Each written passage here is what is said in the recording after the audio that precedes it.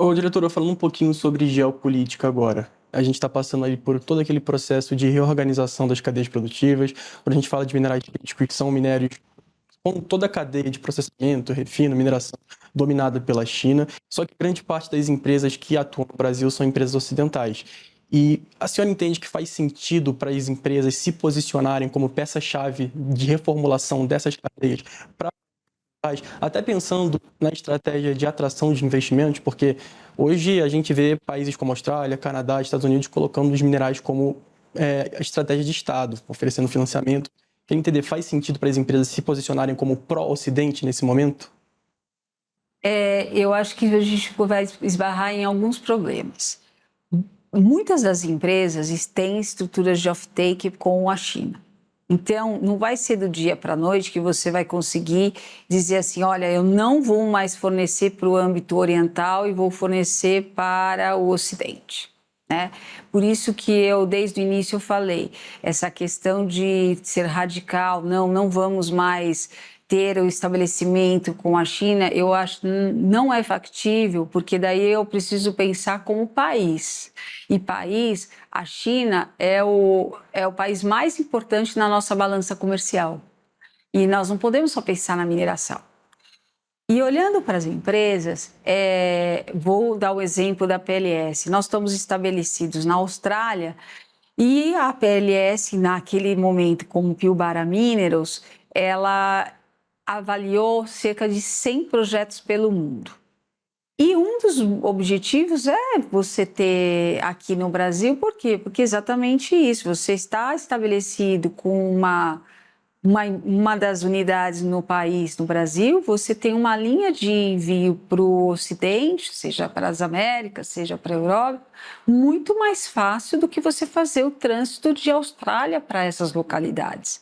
Então, quando você olha as empresas que estão investindo no país, independente de serem canadenses, australianas ou demais, elas têm sim essa ambição pelo fato de que o Brasil ele está num reduto das Américas, tem maior facilidade na questão logística e também da saída até do próprio minério do país, desde que esteja bem estabelecido, pensando aqui que a gente tem aí na ordem de vários minérios, como o nióbio, que a gente é primeiro em reserva, o primeiro em produção, nós temos grafite, que é o segundo em reserva, grafite em terceiro, o lítio está em sétimo, terras raras é o segundo, ou seja, quantos nós não estamos na frente que poderíamos estar aí utilizando disso para a gente realmente se tornar um grande produtor de minerais críticos? É o momento de tomar de decisão, né? E aí, semana que vem, a gente tem provavelmente a apresentação do relatório da política dos minerais críticos. E uma coisa que o deputado Arnaldo já falou publicamente, inclusive, é que ele vai prever no texto dele que as empresas de minerais críticos no Brasil apliquem um percentual, esse percentual ainda não está definido, da receita bruta delas em pesquisa e desenvolvimento no Brasil. Na visão da senhora, tanto como presidente do Conselho da MC, quanto como diretora de uma mineradora australiana de um mineral crítico, como seria isso recebido pelo setor? Existe na discussão a gente já estava esperando isso, tá? Tanto como a MC quanto como PLS. O ponto aqui você falou exatamente qual é o percentual, que inicialmente se discutia em 0,4%, que foi para 0,5%, e não sabemos se vai ficar na casa de 0,5%.